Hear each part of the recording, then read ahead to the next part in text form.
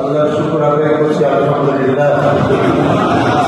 আল্লাহ তাআলা খালেদা জিয়াকে দয়া করে মাগফিরাত দান করুন, সকলে বলি আমিন। একান্তই আজকে পারিবারিকভাবে এখানে সকলে আমরা উপস্থিত হয়েছি যারা মানবের কল্যাণে নিজেকে আত্মনিয়োগ।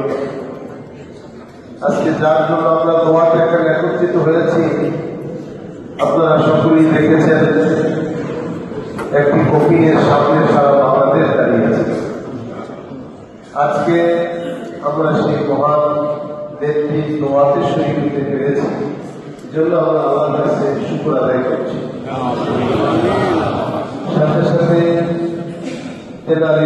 দেশের এই সংকটপূর্ণ মুহূর্তে ওনার এক বিয়োগ, এটা আমাদেরকে ব্যথিত করছে।